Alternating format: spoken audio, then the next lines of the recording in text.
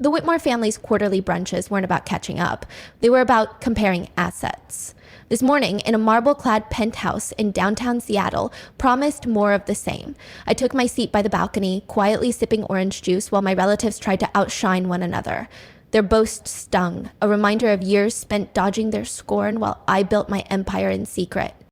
"You've picked up a beachfront condo in Maui," Ethan boasted, sliding his sunglasses up into his styled hair.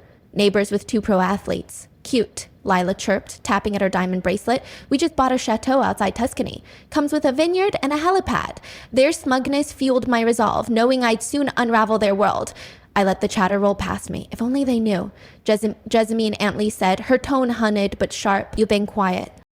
Ethan leaned closer, smirking. "Still living in that little apartment, huh? And in Tacoma, no less," Lila added, clearly delighted. "Isn't that near the shipyards?" Her jab cut deep, but I hid my fire, savoring the reveal I'd planned. I smiled into my glass. That little apartment complex was actually my first major redevelopment project. It now operated under Horizon Ventures, my firm. They thought I was just a tenant. In truth, I was the founder and COO. "I like the location," I said simply. "You're 24, Aunt Marlene said, patting my hand like a child. "Time to think about building something real." Her condescension was I'd acquired it 2 months ago, quietly through a blind trust no one in this room could connect to me. "I'm doing just fine," I replied, setting my glass down and folding my napkin. My calm masked a storm, eager to see their faces when my name hit their desks. And for the first time all morning, they had nothing left to say. Ethan smirked. "You can't even qualify for a mortgage." His taunt was reckless. He'd soon choke on my signature. I leaned back in my chair and let the comment hang because in about 10 days, the commercial lease renewal for Whitmore Plaza would land on their desks. And guess whose name would be on the letterhead? Dad finally looked up from his mimosa. Now, Ethan, not everyone's gifted with your flair for timing." Jasmine made her choices, Aunt Marlene sighed, shaking her head like I'd abandoned some golden destiny. Their pity was a tired act, stoking my hunger to expose them. Maybe as an influencer or the trophy wife of a crypto founder, they assumed I spent my days cold calling renters or begging landlords to list their properties. To them, I was still the family's quiet question mark. What they didn't know was that Jasmine Cole, black sheep of the Whitmores, was also Horizon Ventures, the low-profile powerhouse quietly reshaping the Washington real estate landscape for nearly a decade. Their underestimation was my weapon, forged into a legacy they'd never touch. "Speaking of real estate," Lila said with a knowing gleam, "did you hear about the takeover on Pine Street? Some firm bought the whole retail row." Eric got in there. She added with mock concern. "Your little place is right next door, isn't it?" Her fake sympathy hid fear. She sensed a shift, not knowing I pulled the strings. I kept my expression perfectly neutral. I was the buyer and I wasn't gutting anything. Pine Row was a heritage district. Hand-painted tilework, mom-and-pop storefronts, legacy tenants who'd weathered 3 recessions. "We were preserving it, upgrading, not erasing." "Really?" I said mildly. "That's news to me." "Please," Ethan scoffed. "You'd need a trust fund just to get in the room." His arrogance was blind. I'd already bought the room and their legacy. "If you get pushed out," Aunt Marlene offered too sweetly, "you can always come stay with us. We've got a guest suite and plenty of contacts in the local market." "I'm fine where I am," I said, and so was my landlord. Lila chuckled. "You can't play small forever. Cole used to mean something in the city." Her words twisted, but I savored the irony. She'd seen my Cole name reign. I still did, just not in the way they thought. Among developers, Horizon was known for ethical investments and neighborhood revitalization, the opposite of their luxury towers that displaced entire blocks. Dad set his glass down. "Actually," he said, "this brunch is partly business. The board's concerned about the new owner of Whitmore Plaza." I smiled. "Are they now?" My pulse quickened, the reveal so close I could taste it. I tilted my head. "Oh, Horizon Ventures acquired a controlling stake 4 months ago," Dad said, his voice low. "No one knows who's behind it." Ethan nodded thoughtfully. "Has to be. These global firms love iconic properties." Their cluelessness was laughable. I was the global firm, ready to topple them, if only they knew. The so-called foreign mystery investor was sitting right here, wearing a second-hand linen blouse and belay flats from a clearance rack. And now, Dad went on, they're asking difficult questions, especially about the building's financials. Yes, difficult questions, like why Ethan charged his jet ski lease to the operations budget, or how Lila's 5-figure spa retreats somehow qualified as strategic planning sessions. "I'm sure it's just standard protocol," Aunt Marlene said quickly, fingers fiddling with her pearl bracelet. Her nerves betrayed her. She knew the audit would expose her greed. The Cole name still carries weight. That's the problem, Dad said. This person doesn't care about names. They've initiated a full-scale audit. The mood shifted like the air had thickened. Their laughter dulled. I saw it, panic blooming beneath the polished surface. Their fear was my victory, built on years of their slights. An audit would do more than rattle a few skeletons. It would bulldoze the entire house of cards. Maybe Jasmine could help, Leela piped up sweetly. She's in real estate, right? Maybe she knows someone at the management office. Her desperation was pathetic, but I was no one's savior. And suddenly, just like that, the family pariah became a possible asset. I mostly handle boutique properties, I replied, my tone easy. Nothing the scale of Whitmore Plaza. For God's sake, Ethan snapped. You can't lift a finger for your own family. Aunt Marlene shot him a look, but no one else jumped in. Dad returned to scrolling on his phone, detached once more. Their silence was a betrayal, sharpening my resolve to strike. They had no idea how involved I already was, just not in the way they wanted. Tomorrow morning, Horizon Ventures would issue a formal statement. Effective immediately, Whitmore Plaza was under complete operational overhaul. No more backdoor budgets. No more sweetheart deals with relatives. No more treating a corporate asset like the family's personal slush fund. I glanced around the penthouse. Art curated with building reserve funds, velvet sectionals built 3 times above cost, fixtures installed by Lila's fiance's firm with laughably padded invoices. Their excess screamed corruption, and I'd tear it down. Anyway, I said, standing and smoothing my linen blouse, some of us have early starts. Lila snorted. Off to tour more fixer-uppers in Pioneer Square? Her mockery was the final push. I'd crush their illusions tomorrow. I slid my worn leather tote over my shoulder. Inside it, board presentations, legal filings, and asset strategy documents worth more than anything in this overpriced penthouse. Next time, try dressing a little more polished. You're still a Cole after all. Appearances matter. I smiled, walking toward the elevator. Don't worry, I said. Tomorrow, I'll look exactly how the COOs expect. They'd see a Cole wielding power they couldn't fathom. They just didn't know I already ran the empire they thought they owned. If you've been silently rooting for Jasmine from the start, don't miss what happens next. Subscribe to the channel so you're the first to see how this family reacts when the woman they mocked walks into the boardroom with full control. The next morning, I stood in my actual office. A sunlit penthouse suite high above downtown Seattle, ready for the moment I'd orchestrated for over 10 months. Nia, my executive assistant, entered with practiced precision, placing a cappuccino beside my keyboard. The Whitmore Plaza boards assembled. Your family showed up early. Looks like they're lobbying the independents. I grinned, imagining Ethan charm over desperation. His scrambling was futile. This was my moment. Audit packets all delivered. The forensic review revealed more than we expected. You sure you want to go through with this? There's no undoing it. They need to understand, I said quietly, turning to the window, legacy doesn't excuse corruption. In the glass, my reflection was calm, clear, and finally undeniable. Gone were the linen blouse and ballet flats. Today I wore a deep navy tailored suit, precise tailoring, quiet power, the kind of outfit Aunt Marlene once imagined I'd wear to impress a husband. Instead, I'd wear it to dismantle their illusion of control. Every stitch was a defiance of their shallow world. The ownership announcement goes live in 20 minutes, Nia said, handing me a sleek tablet. Once it hits, there's no more mystery. Perfect, I replied, picking up my briefcase. Let's begin. The boardroom at Whitmore Plaza fell silent as I entered. My family was huddled near the far end, underprepared, underdressed, and visibly anxious.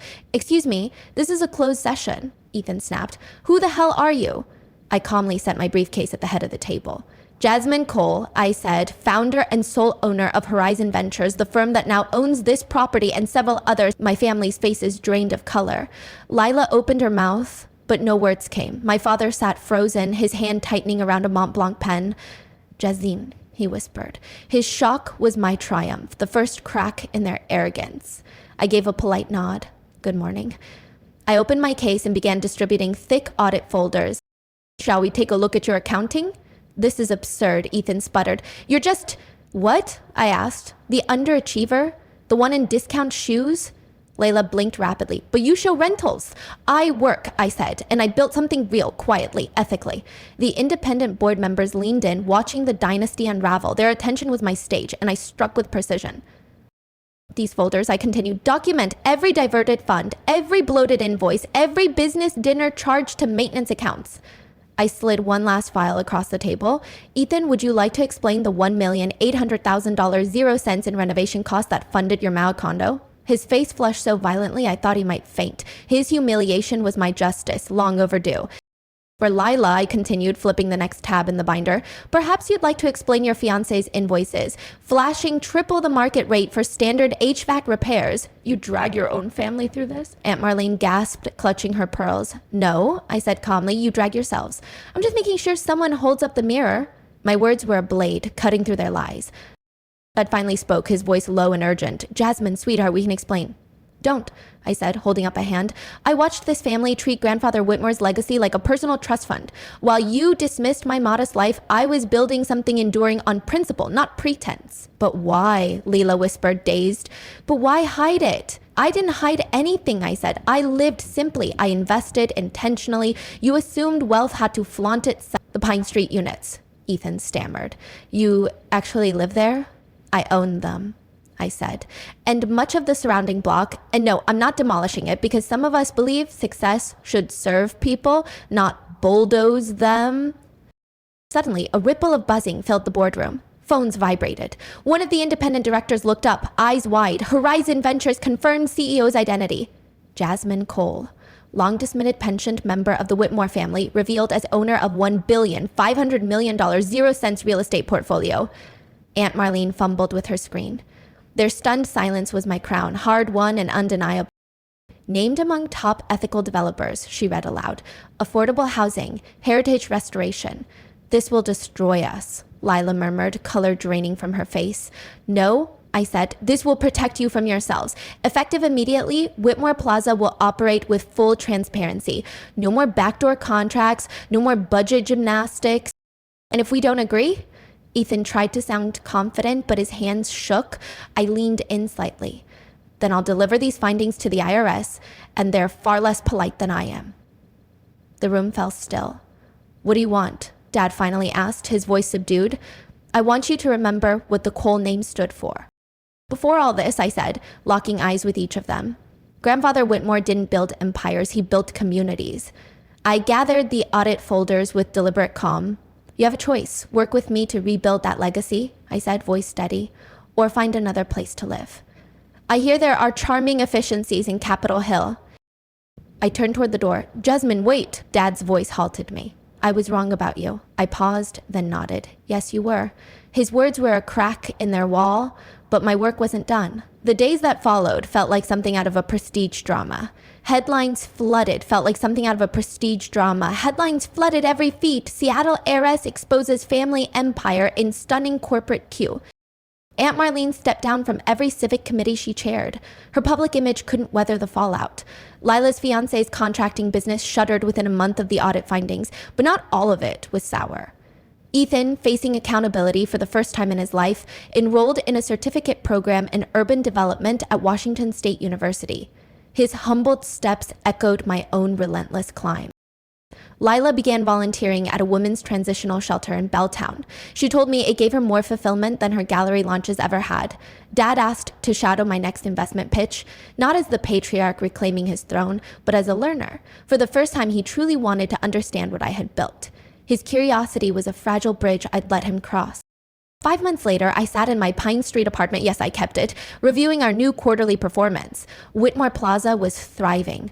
Occupancy was steady, vendors were paid on time, and local businesses were making real gains. A soft knock pulled me back. I opened the door to find my mother. She wore jeans, no pearls, no heels. Her simplicity was a shock, a woman stripped of her old armor. I got your invitation, she said, holding up the card. The courtyard holiday party, I replied. Not really your thing. No, she admitted, eyes sweeping the cozy space, but I'm learning. Maybe thing isn't the point. She picked up a photo. Me at 23, grinning, holding my first real estate license. I never asked, she said gently. Why this path? Not just buy it and brag about it. And now, she murmured, you control more than all of us combined. I do, I nodded. But control was never the goal. Purpose is. She looked at me for a long moment. Will you teach me? Come tonight, I said. Meet the families who've lived here for decades. Hear their stories. That's where legacy begins. That evening, I stood at my window overlooking downtown Seattle, where the city lights shimmered like quiet applause. In the distance, Whitmore Plaza stood tall, not as a shrine to excess, but a reclaimed symbol of accountability and care. Beneath me, the Pine Street complex hummed with gentle life, restored balconies, tiled murals, herb gardens planted by tenants. A building once seen as a teardown was now a cornerstone of community. My phone buzzed. Partnership offers, interview requests, conference invites. Horizon Ventures was now synonymous with values-driven investing, but I kept my calendar light, my mornings slow. I wasn't chasing headlines. I was building something that would last longer than any headline ever could. Because sometimes the person they dismiss becomes the one they must look up to. And the strongest success stories aren't the loudest. They're the ones that endure. A week later, at the Pine Street holiday party, I stood near the garden lights, watching my family slowly adjust to a world they once dismissed. Mom sat beside Mrs. Rivera, who had lived here 38 years, listening as if it were the first time she truly heard someone. Ethan was hanging lights with Mr. Tran, our Vietnam vet and longtime resident. Lila was handing out tamales, laughing freely with children who'd made her sugar ornaments. They were beginning to understand. Their steps toward redemption were fragile, but I'd guide them as I'd guided my own rise. Real wealth isn't about possession, it's about preservation. What you uplift, what you honor. Dad joined me near the cocoa stand. You know, he said, your grandfather believed buildings should protect people, not just profit from them. I nodded. I found his old journals, pages of notes about keeping rents fair, helping small businesses. We lost sight of that. He looked at me, not with shame or pride, but recognition. You could have destroyed everything we built. I smiled gently. That was never the point. I wanted to build something that would outlive all of us. Because in the end, if this story resonated with you, drop a comment below. What quiet victories have you claimed while no one was watching? What legacy are you building? And let's talk about the hard work that no one claps for. The dreams that take time, the resilience it takes to keep going when no one believes in you but you. And if you're standing at the edge of your own turning point, don't waste your breath trying to cope.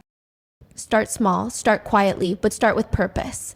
Support this journey by subscribing to the channel. There are more stories to come, stories about second chances, silent strength, and the kind of success that doesn't need validation.